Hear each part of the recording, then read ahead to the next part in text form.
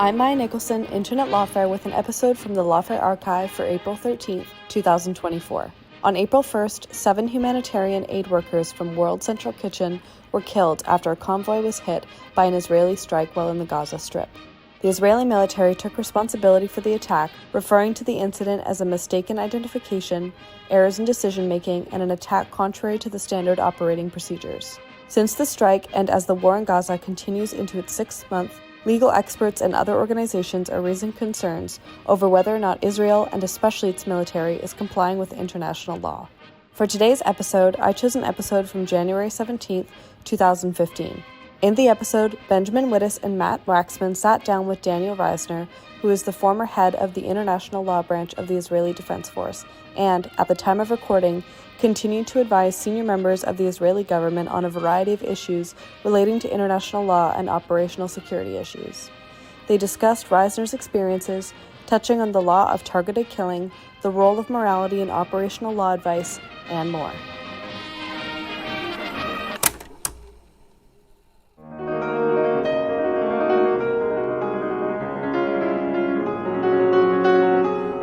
I'm Cody Poplin, and this is the Lawfare podcast, January 17th, 2015. That was Daniel Reisner you just heard, former head of the International Law Branch of the Israeli Defense Forces and current partner with Herzog, Fox, and Neiman. This week, Ben and Matt Waxman sat down with Colonel Reisner during his visit to New York for a series of events and discussions on contemporary national security challenges. Reisner continues to advise senior members of the Israeli government. His experiences set up a wide-ranging conversation, touching on everything from Middle East peace to the ethics of targeted killing. It's the Lawfare podcast, episode number 106, Colonel Daniel Reisner on law, security, and peace in the Middle East. So, to the extent that our readers will have heard your name, it is probably in connection with the targeted killing opinion that you wrote more than a decade ago. But why don't you start by just telling the audience sort of who you are and a little bit about your professional history. You've had your fingerprints in just about everything. So let's just kind of start by, who is Daniel Reisner? I don't think I know how to answer that question, so I'll just go with the bio side. My first career was about 20 years military. I served the entire term of my professional military career in the International Law Department of the Israeli Defense Forces, and I headed that department for about 10 years. I was very proud. I am very proud of that part of my career, and I found it probably the most challenging and the most rewarding, although not financially, but on any other aspect part of my career. So what is the International Law Department of the Israeli military? Well, it's actually changed a bit since my time. But during my time, we were the only Israeli government legal office dedicated to issues of international operational law, which actually meant that for the 10 years I was there as a head, I was the Israeli government's go-to guy for anything operational or international. So I was advising not only the military, which of course all the military, but the Ministry of Defense, Prime Minister's office, and almost anyone else in the government who had a question would come to us.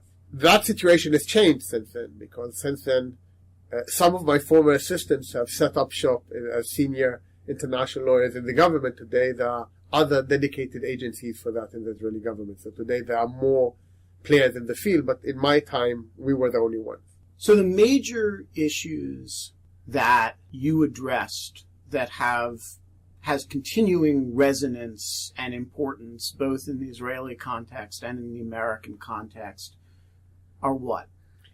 Well, the reality is they cover the entire variety of international law and operational law issues. So I did counterterrorism before anyone else knew what counterterrorism was. I was responsible for Israeli counterterrorism operations from the legal perspective from 1985. And I did that until I retired in 2004. And that was in a period when there were no books on legal aspects of counterterrorism. I mean, everyone treated terrorism as a criminal offense. And we had to more or less figure out what to do without any external precedent. We had a lot of work on occupied territories because of the West Bank and Gaza Strip. So we had a lot of work in governing Palestinian population and addressing their concerns. We had a lot of work in boundaries, international boundary making, and obviously dispute resolution with our neighbors, countries, peacekeeping, UN,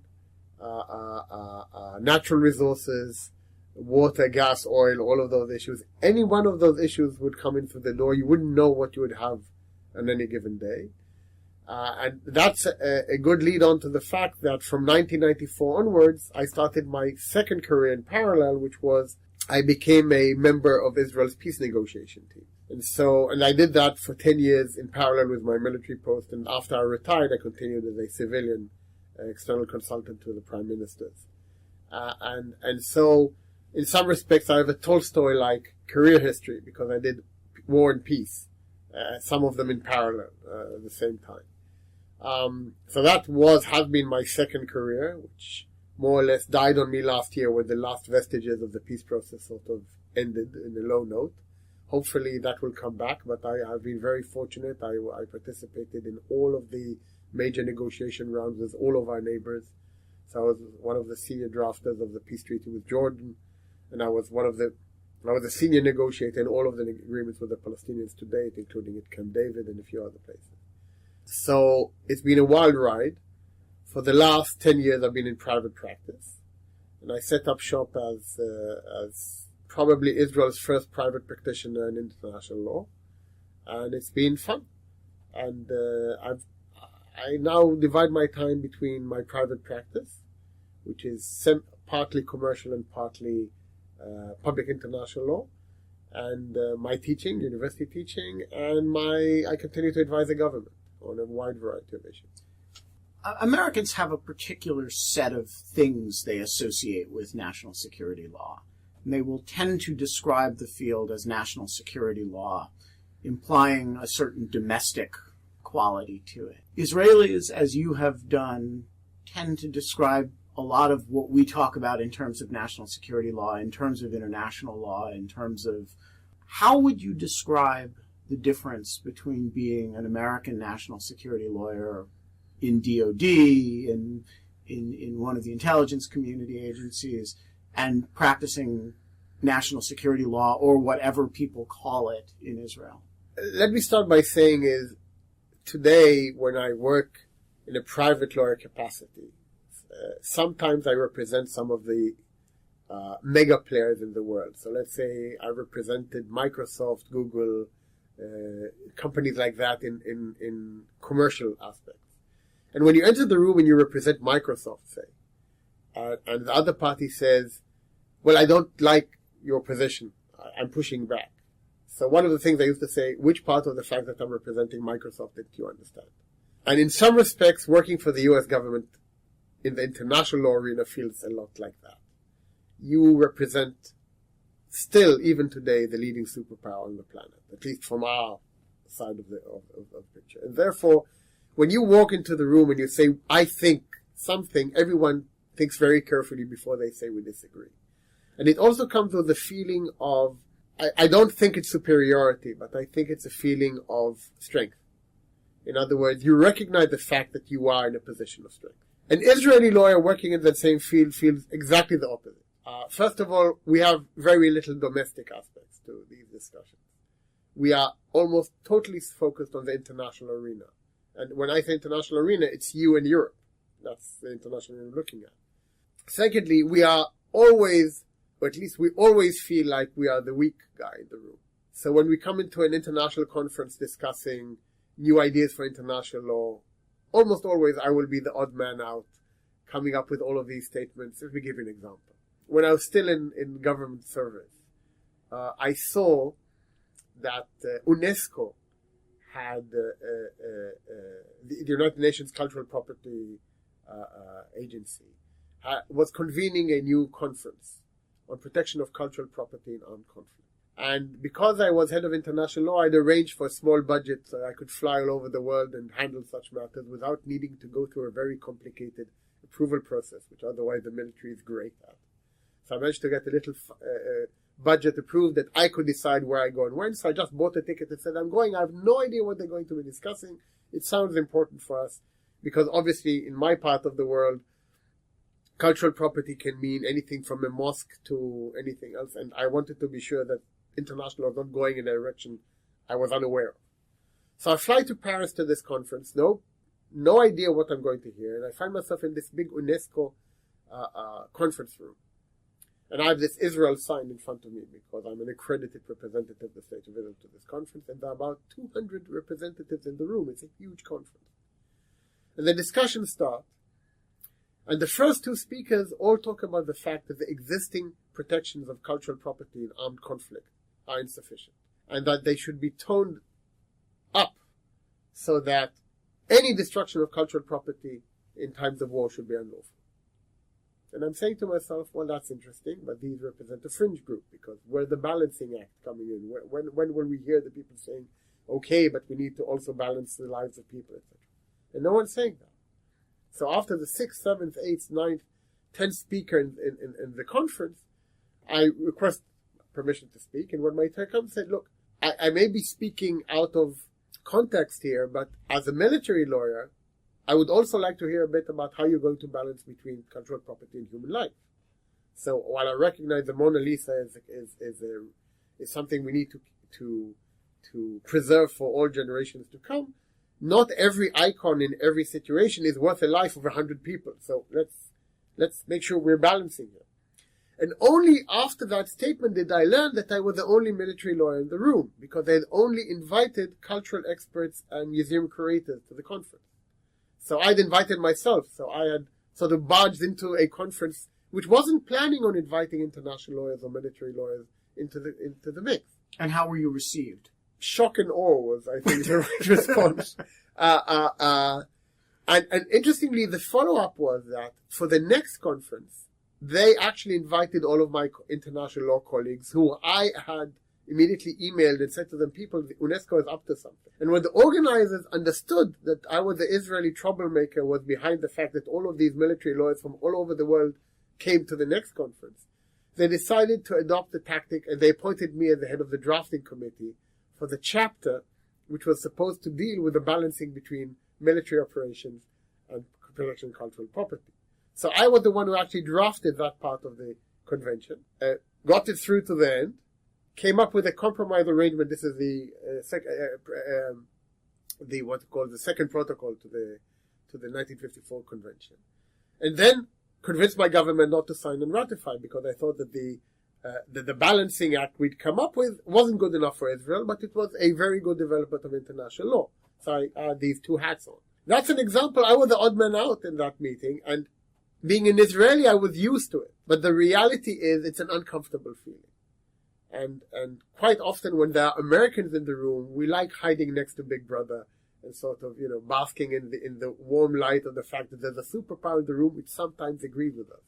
Because otherwise it's a very cold and lonely feeling out there.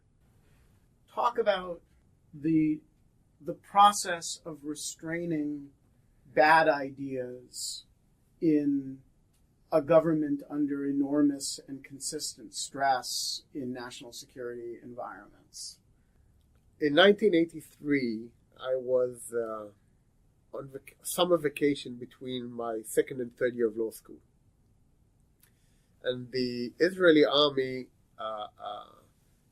in its infinite wisdom, decided that the best use for a law student with an infantry background was to send us to Lebanon. This is the second year of the Lebanon War, the first Lebanon War, to serve as security guards in Israeli bases, to protect convoys and stuff like that.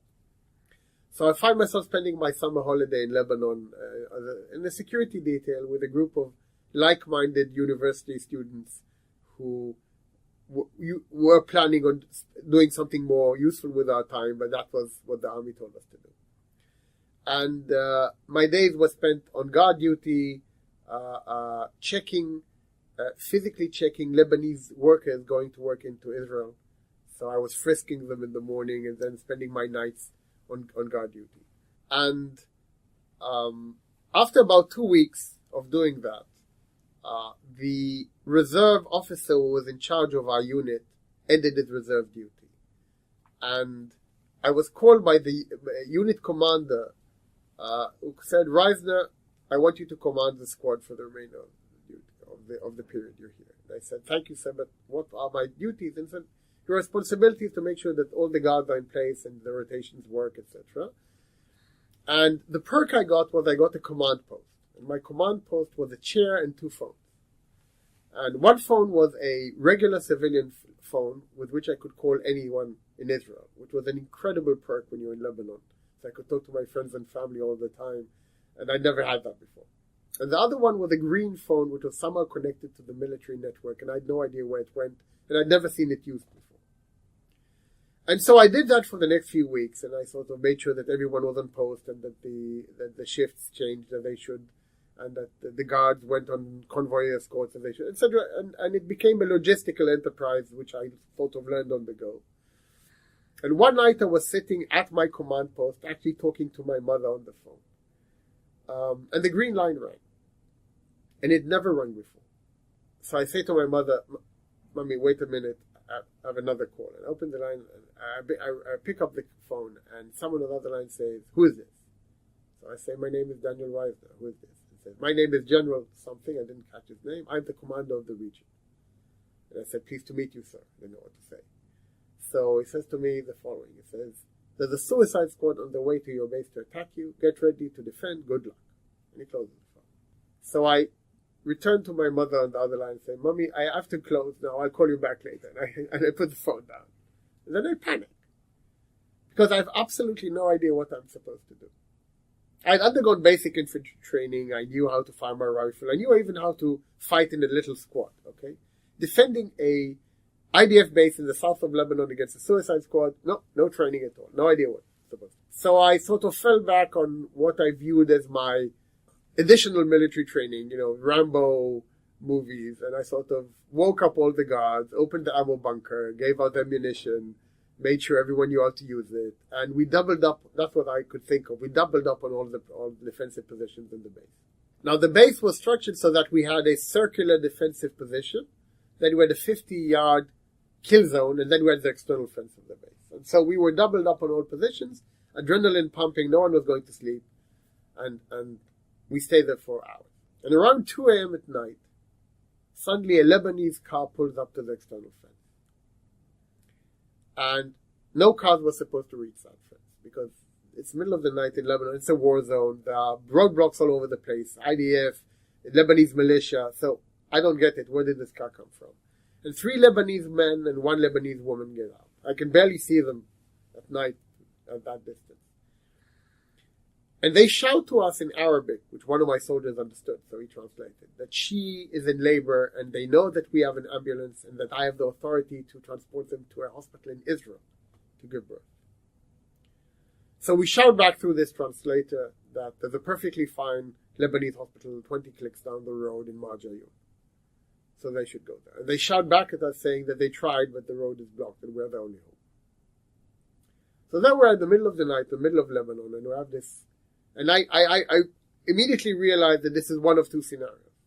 Scenario number 1, this is a humanitarian situation, and I do have an ambulance and I do have the authority to evacuate her to a hospital in Israel, and so that's option 1. Option 2, this is the suicide squad I was told about 4 hours ago on the phone. And we had already seen numerous suicide belts in Lebanon in the early 80s. So this wasn't anything new. And I had no idea what I was supposed to do.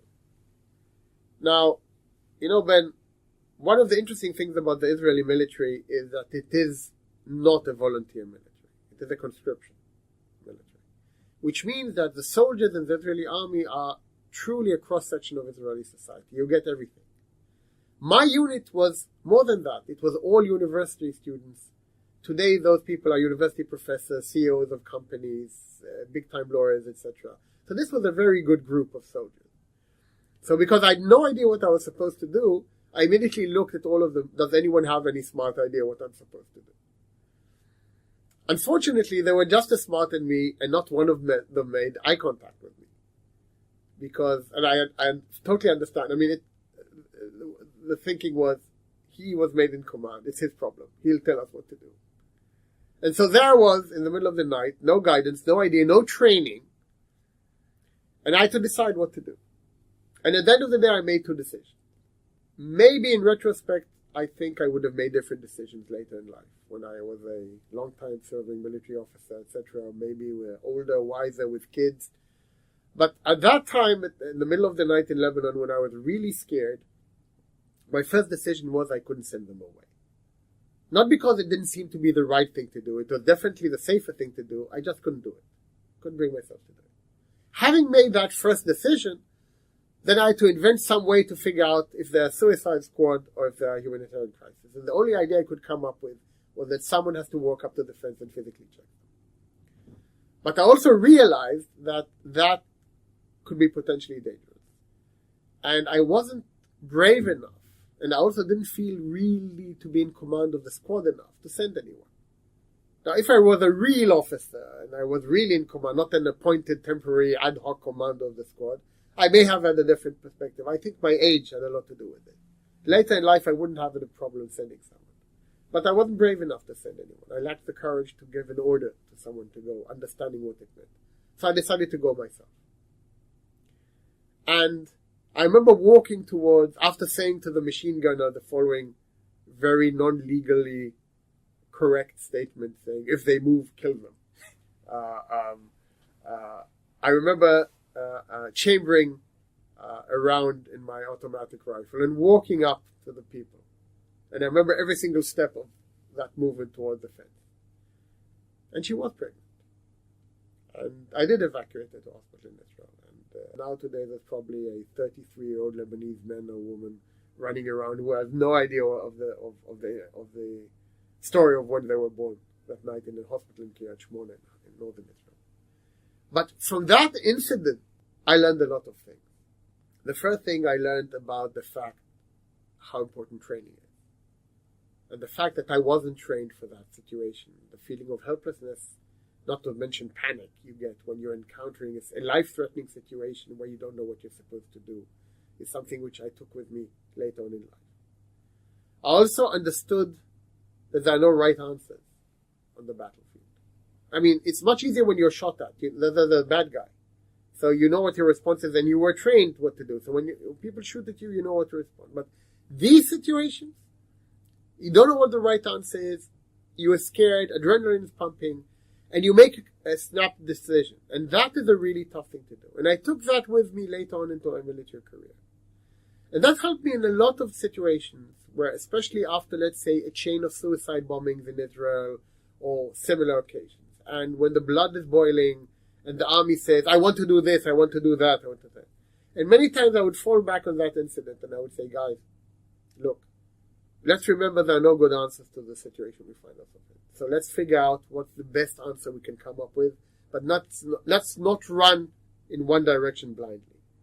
And I can tell you, and this is a very long answer to your question, there were numerous incidents where, and not only me, a lot of other people would actually sit in a room and say, let's not do this. Let's tone down our reaction, tone down our response. I know it's something we would want to do, and our blood says we need to respond right now, and let's respond forcefully.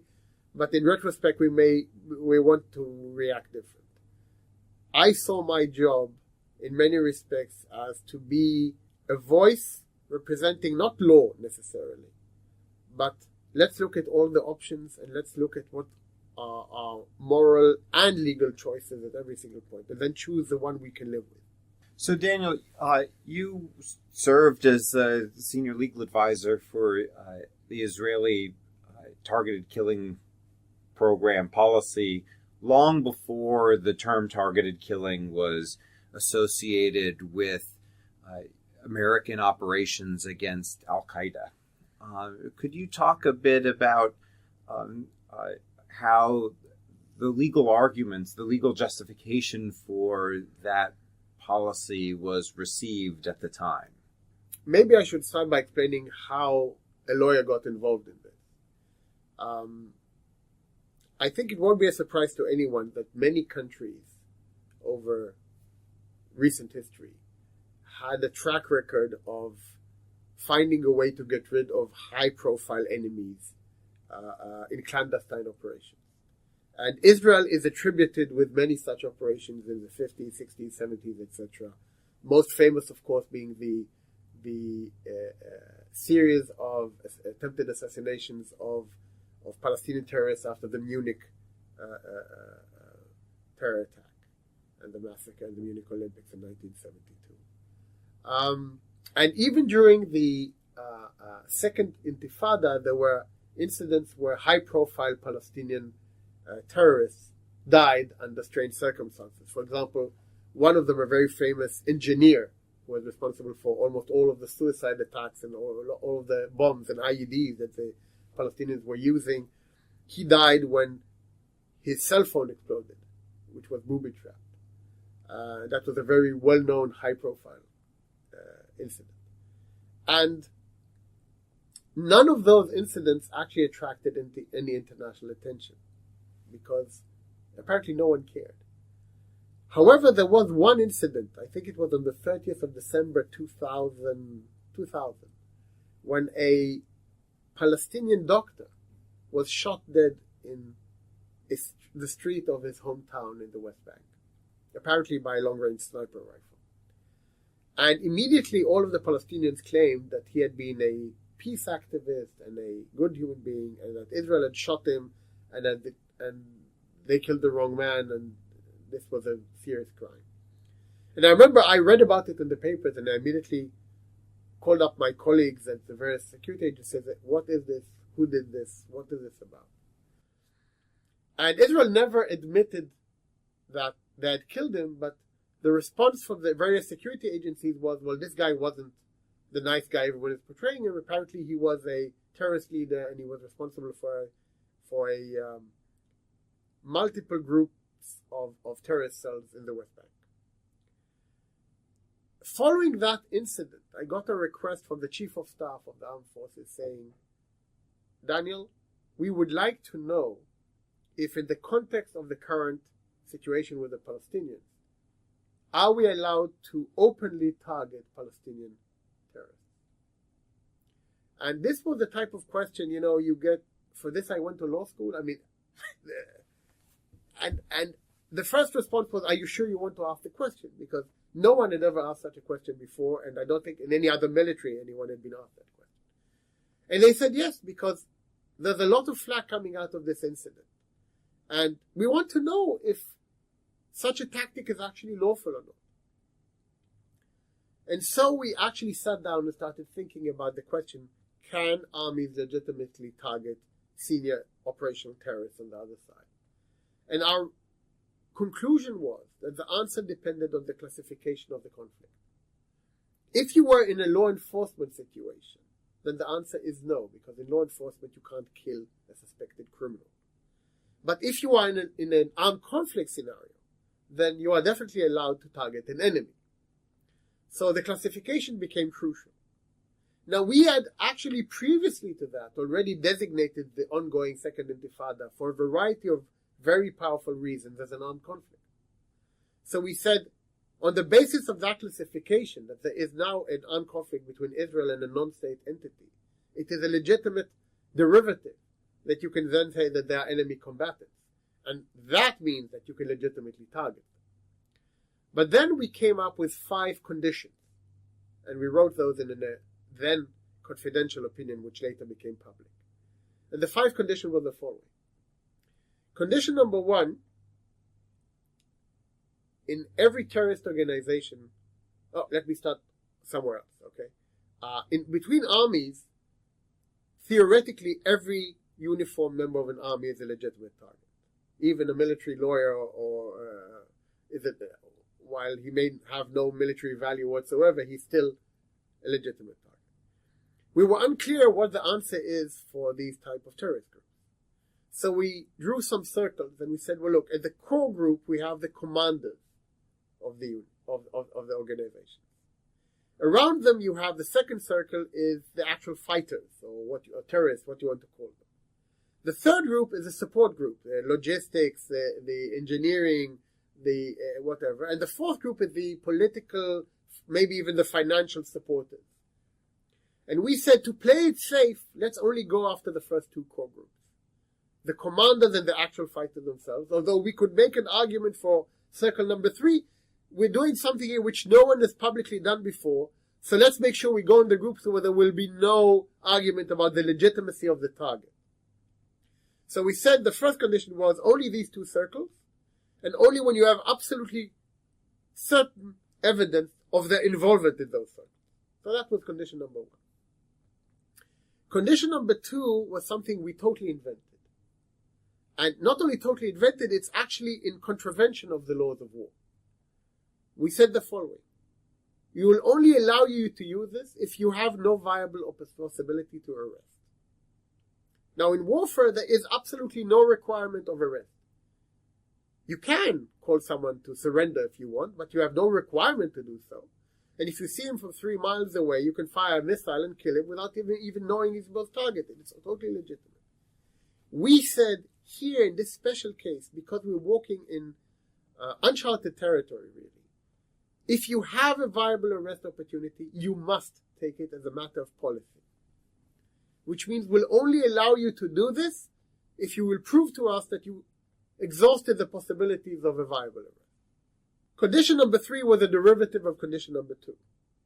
Because of this arrest requirement, we will never allow you to do this in any territory which Israel controls. Because you will not accept an argument from you saying that while we have security control over this region, we don't have a viable arrest opportunity. Bring 10,000 soldiers and jump the guy. Don't tell me you can't do that. So as a practical matter, this means yes in Gaza, yes in areas fully controlled by the Palestinian Authority, but no in territories in which Israel retains security control. Or in Israel proper. Or in Israel proper. Yes, absolutely, exactly. So that was condition 3. Then condition number 4, we go back to the laws of armed conflict. And we said, look, we must ensure that the principle of proportionality be applied to all such attacks, which means minimize any collateral damage to civilians or when you target these individuals. And again, we said so because it was clear to us, that this is a legal requirement. But there's also another requirement, and that is the policy requirement. Contrary to what some people believe, Israel has a vested interest in minimizing Palestinian collateral damage because every time we target someone and a Palestinian civilian is injured or killed, in addition to the fact that we just injured an innocent person, we get hit in the international arena. And we get hammered for it. So we have a vested interest to keep this numbers down for a variety of reasons. But there's also a legal requirement. So we said this is a LOAC type of attack, so you must apply by these principles. And that was condition number 4.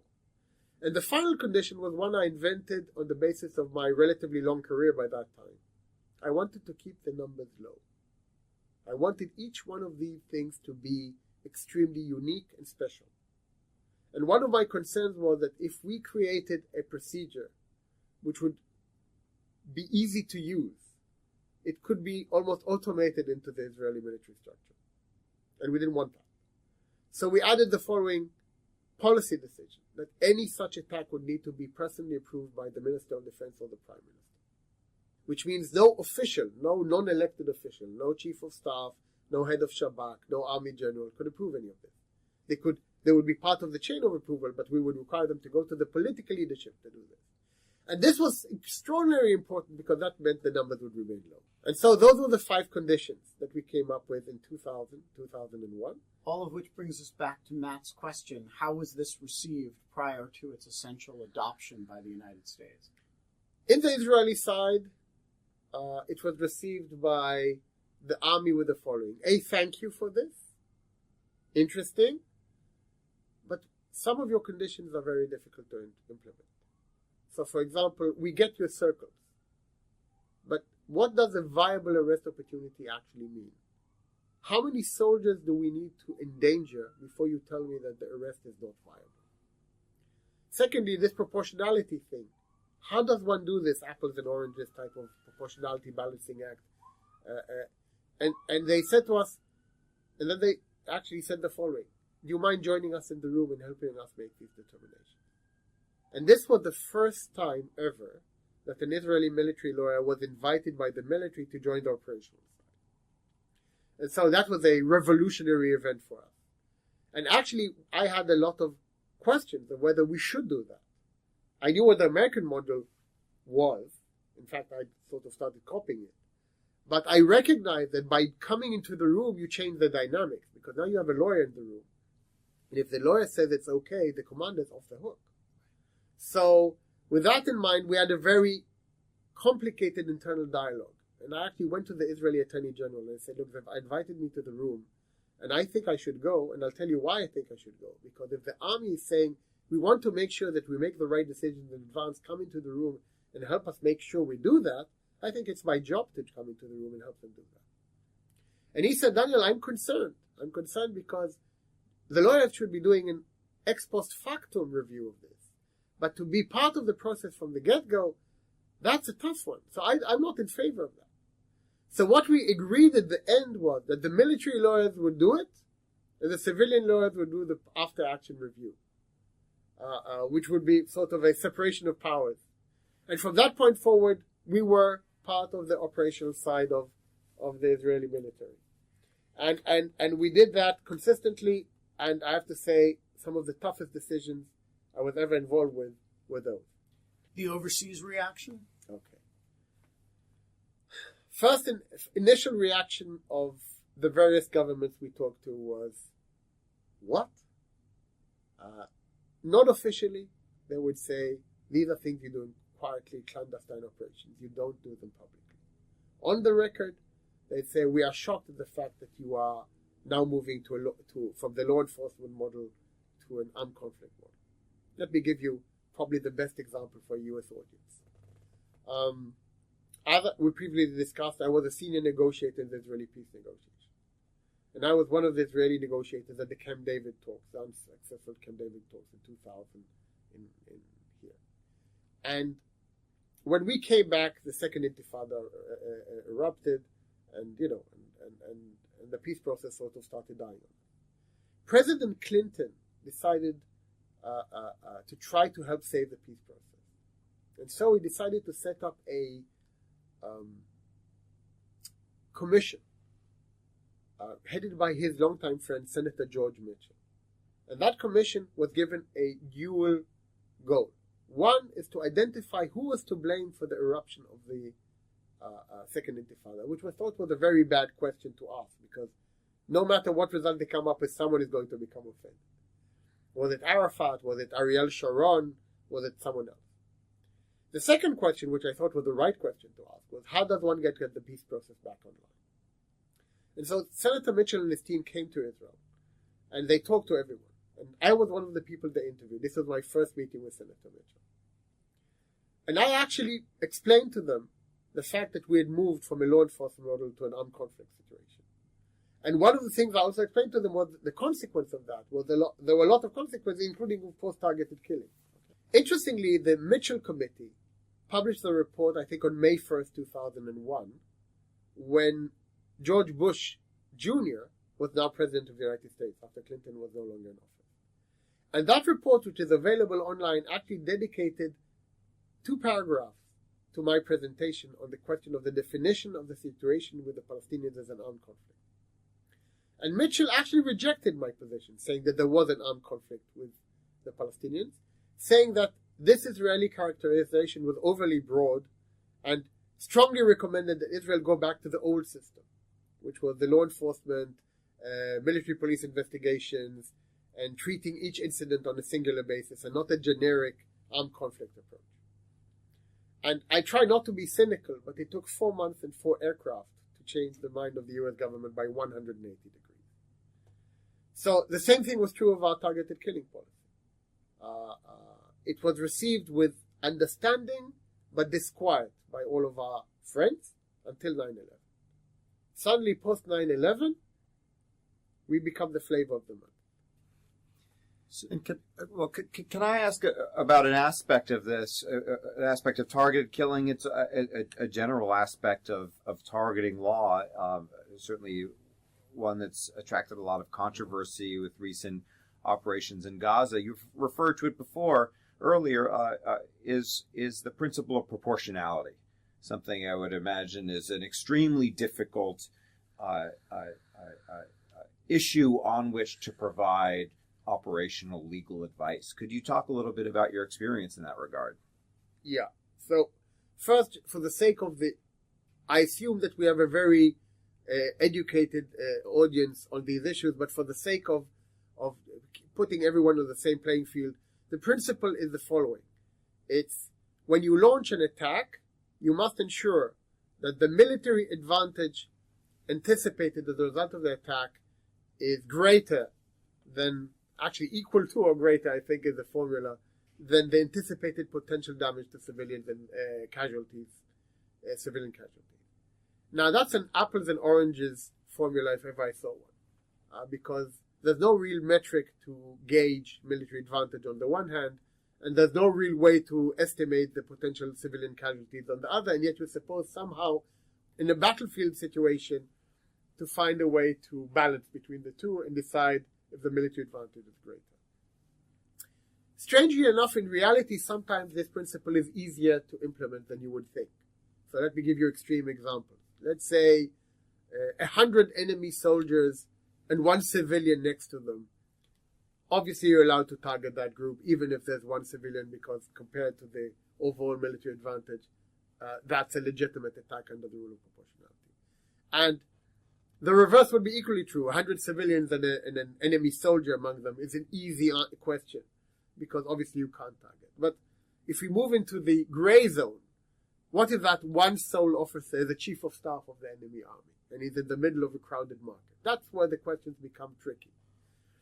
And the problem is there's no answer, no guidebook, no rule book, no book of precedents you could choose.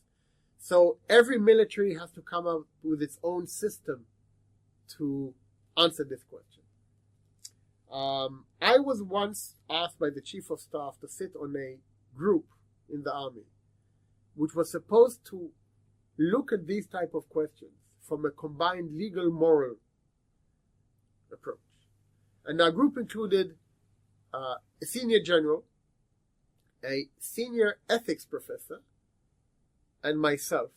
Each one of us coming of it from a different perspective. Operational, ethics, and law all sitting together. And we created a thought exercise for proportionality. And the thought exercise went as follows. Let's assume that there is a terrorist in Gaza today who is planning an attack tomorrow somewhere in Israel. And in that attack, he's going to kill one Israeli person. Just one. But that attack is going to succeed 100% of the time. He's got a foolproof plan to attack. And that's going to happen tomorrow. We now have a window of opportunity to kill that guy.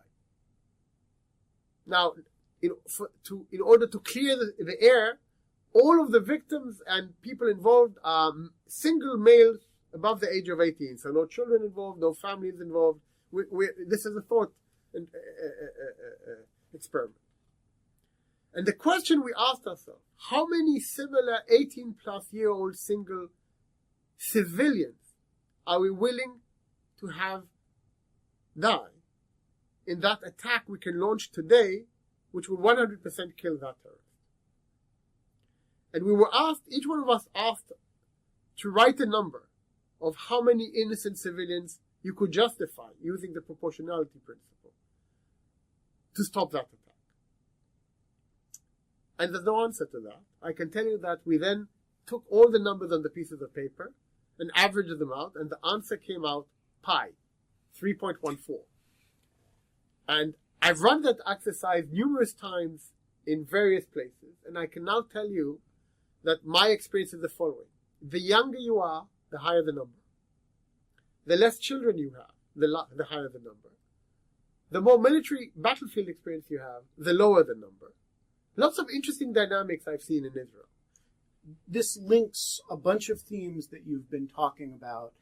You know, one sense in which you sound very different from most American national security lawyers is that you explicitly integrate moral considerations into the way you think about these questions and into the substantive guidance that you end up giving. Now, a lot of American national security lawyers will listen to that and say, hey, the morality of this is not my job. My job is to describe what's legally available. You have a very different attitude about it, and I'd just like to bring that together a little bit.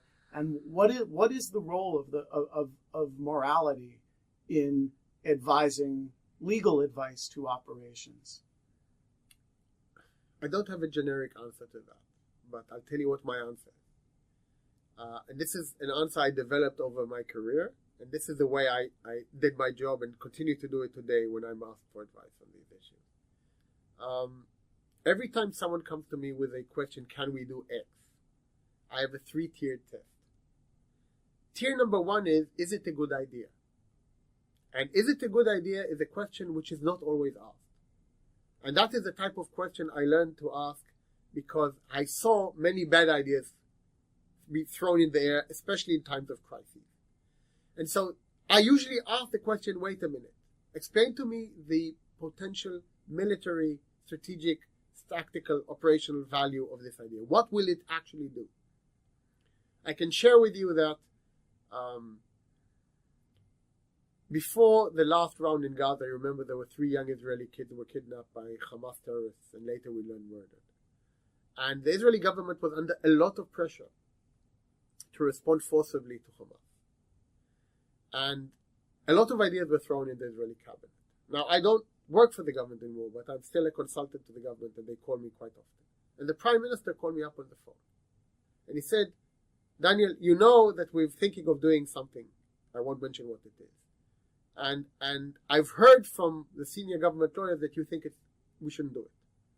He was in the cabinet meeting. He called me up from the cabinet meeting. He said, why don't you think we should do it? And I said, Mr. Prime Minister, what you're suggesting to do, I could defend in court and I will win.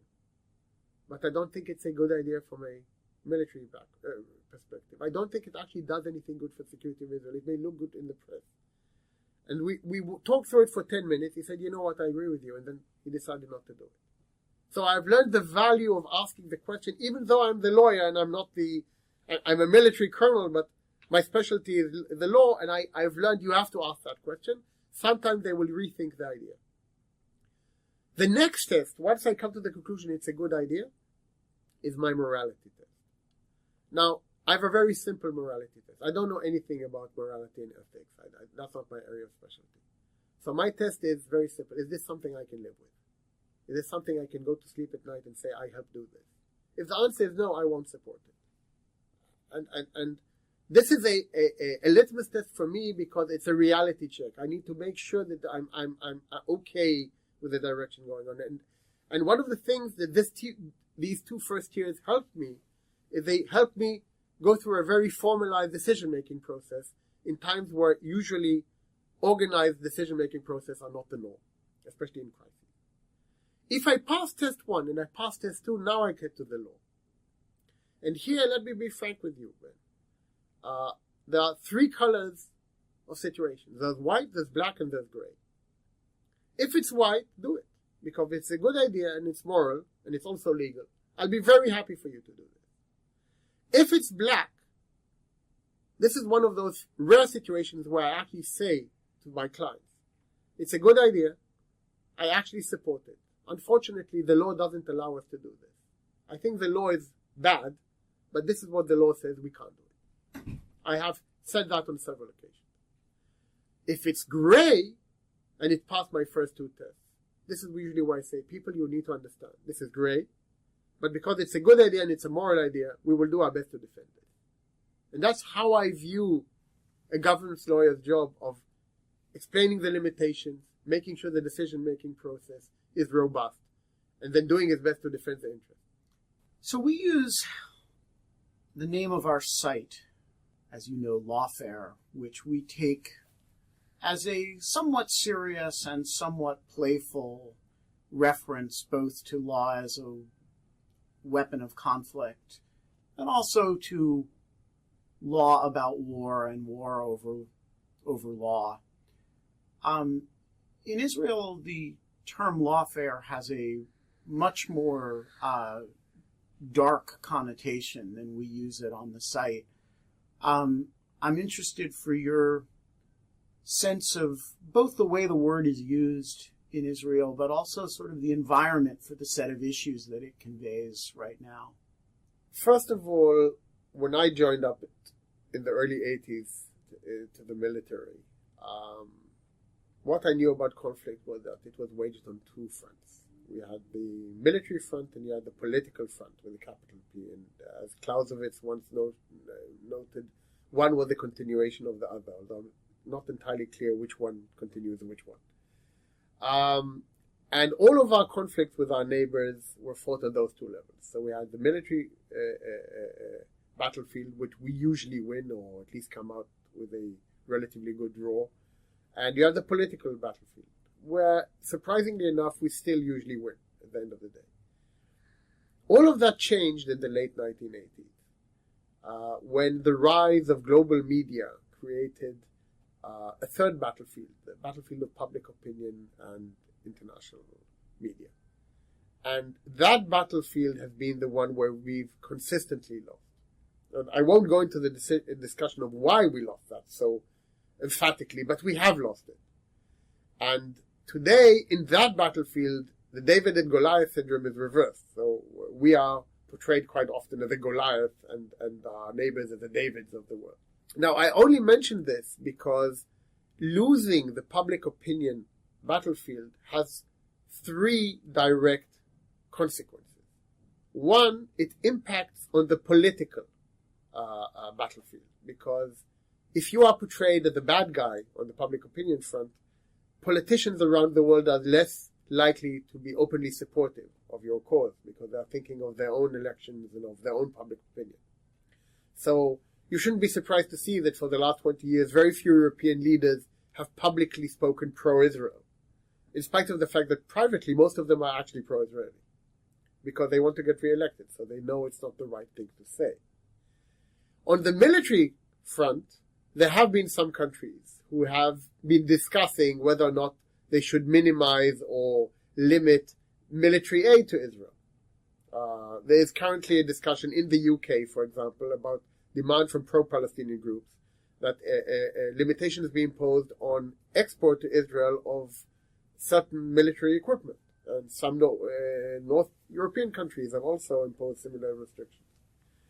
So that's another derivative of this, again, this public opinion battlefront. But the third, and in the US, I think rather less known consequence of losing that public opinion battlefield, is that the normal people of the world, the ones like you and us, who care about good and bad and right and wrong and law and order, say to themselves, if these people are the bad guys, why are they walking around free? And so, the third consequence is that there are some people who have decided that the legal battlefield should also be incorporated into the mix. Now, add to this that in the year 2000, at a anti-Israeli NGO conference in Durban, South Africa, all of these anti-Israeli groups decided to launch a campaign of delegitimization of the State of Israel.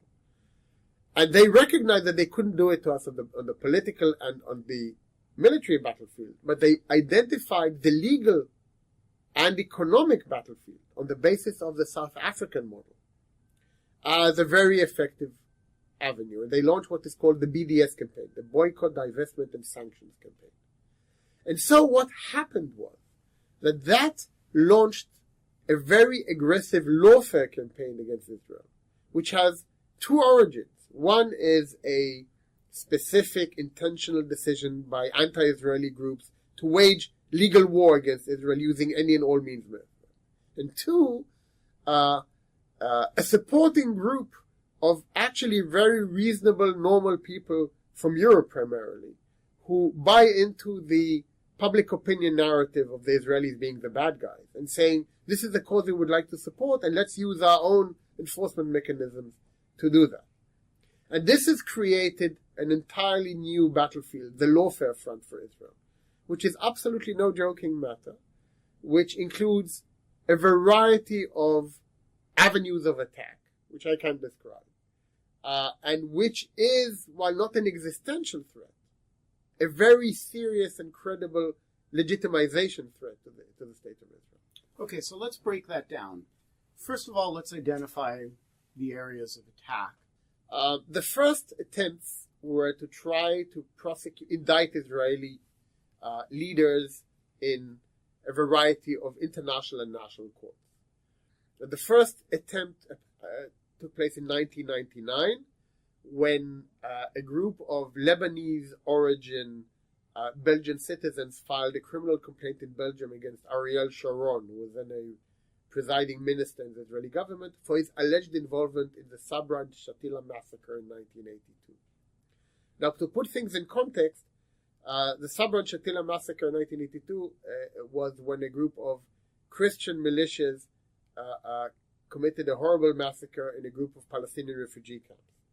And the allegation against Israel was that Israel had been in control of the region at the time, and A, should have known about it in advance and stopped it, and B, didn't do enough once it became clear that it was going on. And Israel actually launched its own National Commission of Inquiry into this, which reached a very clear conclusion that Israel did not know it was happening until it was too late.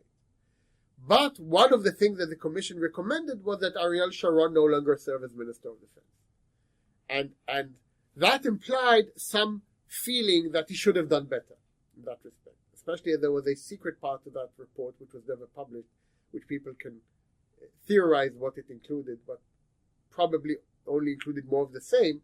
But the general thought was that Ariel Sharon should have somehow prevented this or been more active in preventing it. So on the basis of that evidence alone, these Lebanese people said, Ariel Sharon must be somehow implicated because they fired him as Minister of Defense after that incident.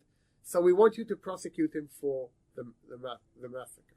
And the Belgian authorities, instead of saying we're not touching this, used the very wide Belgian principle of universal jurisdiction to take the case on. And I found myself, this was my first lawfare case, 1999. And I found myself as part of the Israeli team. I was head of international law for the Israeli military, so obviously it was part of my job description to be part of that team. And we started defending the case in front of the Belgian authorities.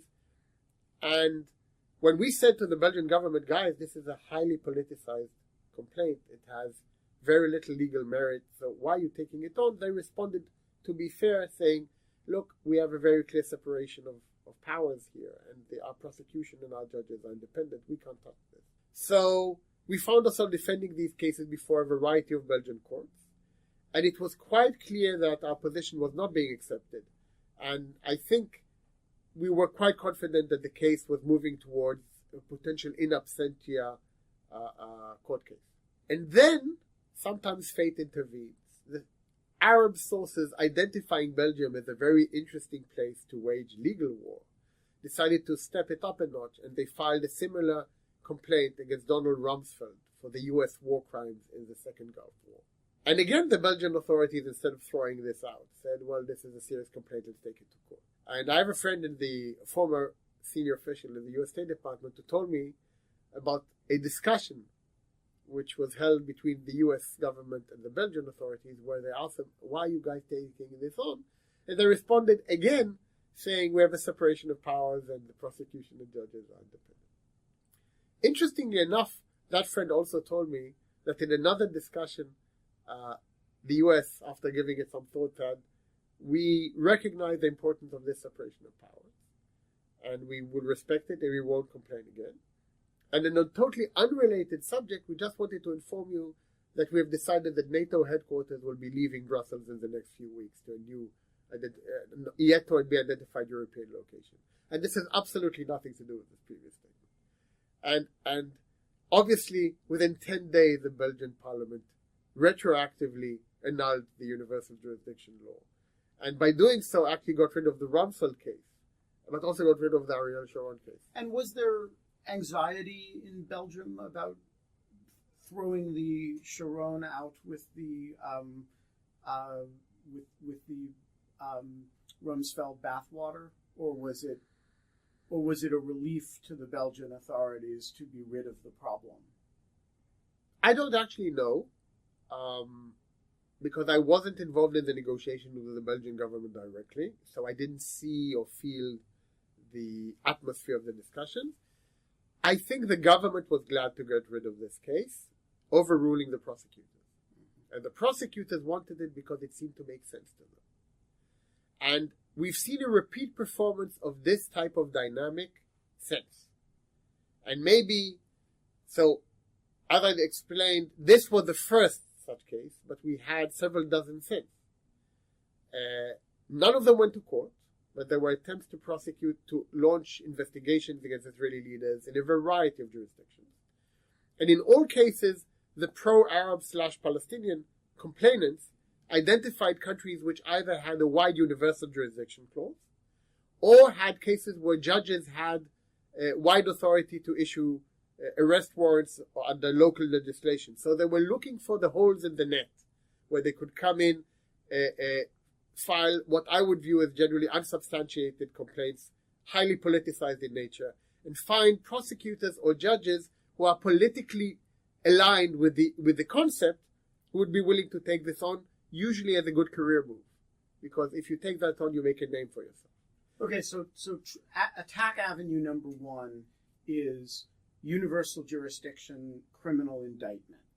Yes. What else we got? Then you try to do the same thing in the International Criminal Court. As I was the senior lawyer in the Israeli government discussing the ICC, we recognized this in advance, and that was our primary reason not joining the court in the first place, because we knew it would be used against us the moment we joined. And so there were numerous attempts to try to invoke ICC jurisdiction, long before the current round.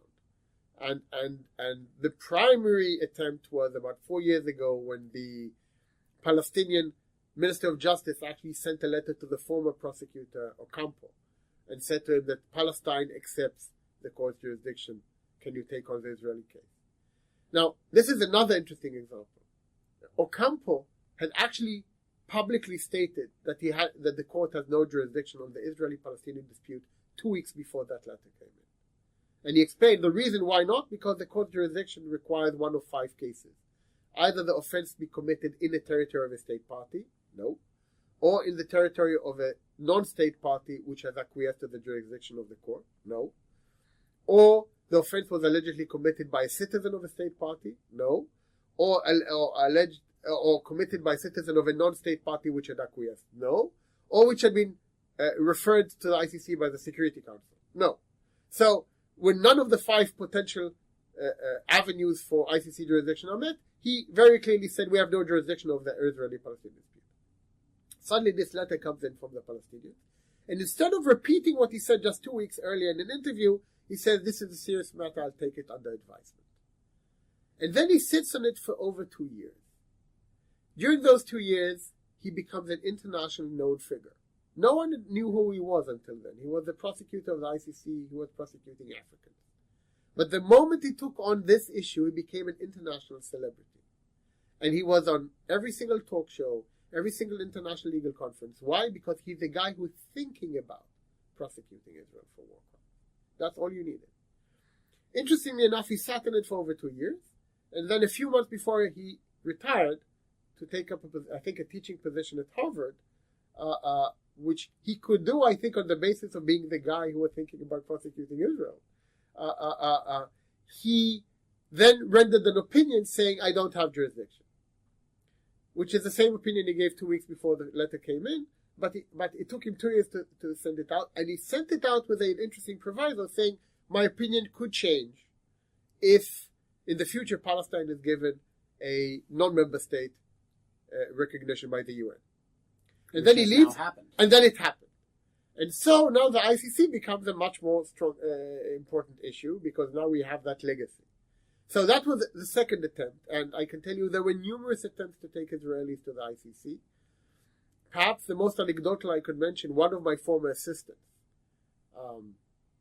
a Israeli lieutenant colonel, who was South African born, and immigrated to Israel late on in life. After one of the recent operations in Gaza, in which he was absolutely not involved, by the way.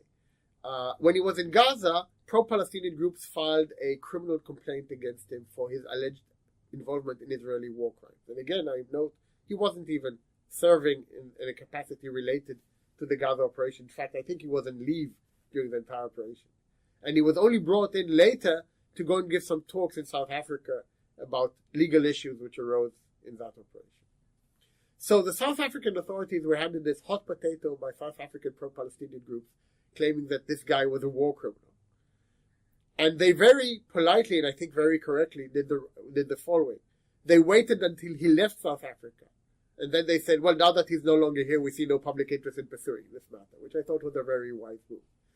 But the pro-Palestinian groups, recognizing that the South Africans wouldn't play along with it, then they went to The Hague and filed a complaint before the ICC against the guy, and claimed that because he has dual citizenship, Israeli and South African, they could do that because South Africa is an ICC member. So this is just another example of the various attempts to get Israel before the ICC, which to date have consistently failed. So that's track 2. Track 3? Track 3 is, let's forget the criminal side. There's one country in the world where you can actually sue someone for human rights violations, and that's the United States of America.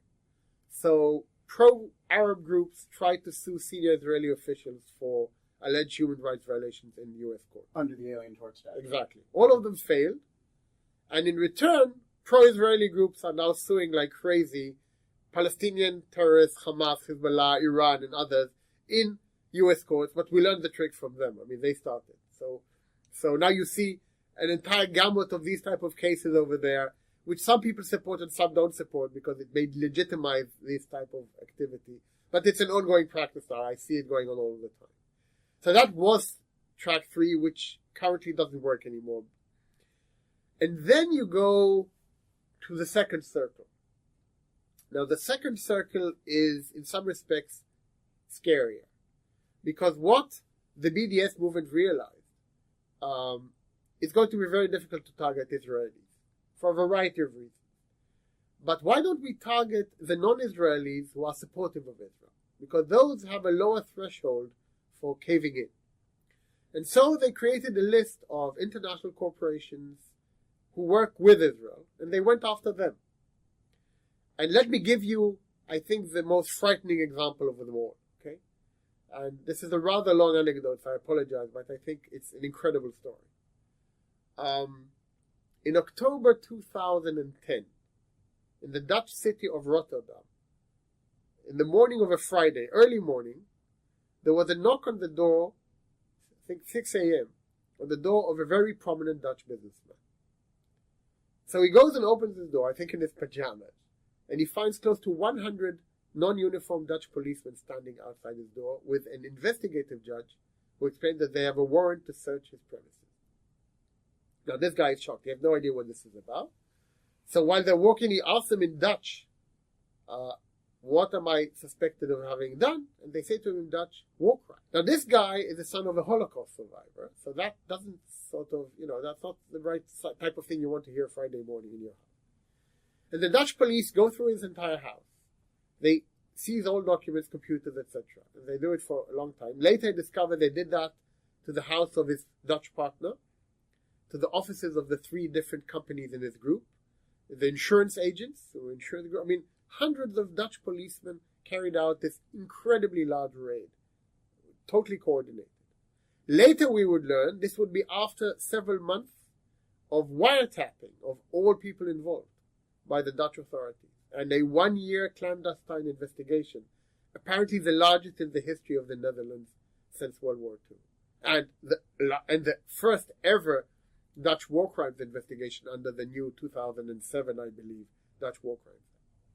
And what's the story? The story is as follows. A year before, pro-Palestinian groups filed the following complaint.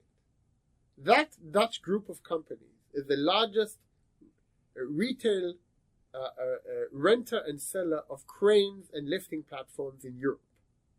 Okay, and it has subsidiaries and all over the world. It's a very large European company. One of its subsidiaries was in Israel, and what that subsidiary does as its regular business was to rent out cranes and lifting platforms to Israeli construction companies for any and all projects. It's like the Avis, Hertz, Budget, and of the construction world.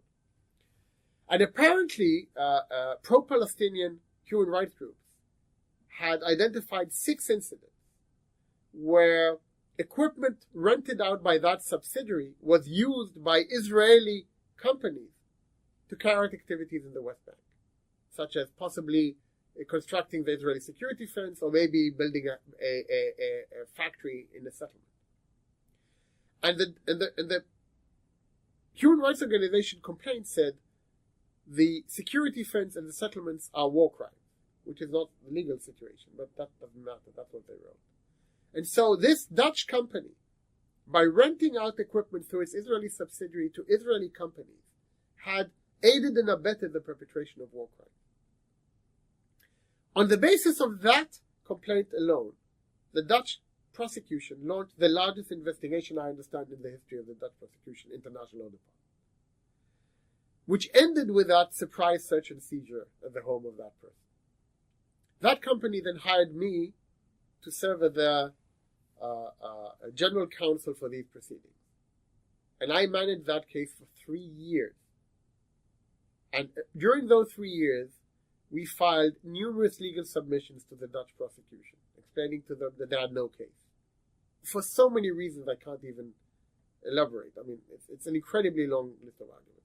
And they rejected every single one of our arguments. By the way, I didn't just write them myself. I mean, I got senior international scholars to support everything we said, including, I won't mention names, but the former president of the ICJ. And the Dutch prosecution response was always the same.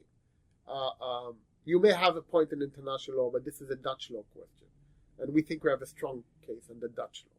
And then we tried Israeli political pressure. And the Dutch were very sympathetic to the Israeli government.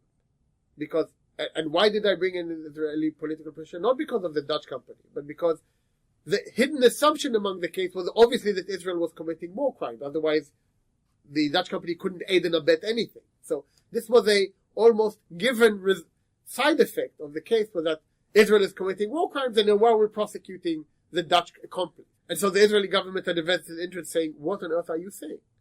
And the Dutch government was sympathetic, but they said something we'd heard before. Our prosecutors are independent, so we can't touch them. And I respect that. It's a right. We won that case. We got the Dutch prosecution to back down and to close down the investigation after we convinced them that they had no case. But the way we won that case included, frankly, going to the U.S. and getting the U.S. involved as well. And the U.S. was involved because the manufacturers of all of the equipment, which was distributed by that Dutch company, were U.S. companies. And so the realization was that if the Dutch distributor is potentially aiding and abetting a war crime, why isn't the U.S. manufacturer doing the same? And so what we got was, we got so much pressure on the Dutch government that they, at the end of the day, said, you know what, we're closing this down. But that was a huge fight. 3 years. And it could have gone either way. And are there other cases like it? Yes. But I can't tell you what they are because they're still ongoing. Daniel, thank you very much for joining us. Thank you. It's been a real pleasure. And as an avid reader of Lawfare, you know what, all I can say is I'm glad to be a part of this. The Lawfare podcast is produced in cooperation with the Brookings Institution. Our music is performed by Sophia Yan. And as always, please spread the word and promote the Lawfare podcast via your social networks on Twitter, Facebook, email, and in any other way you can. Thanks for listening.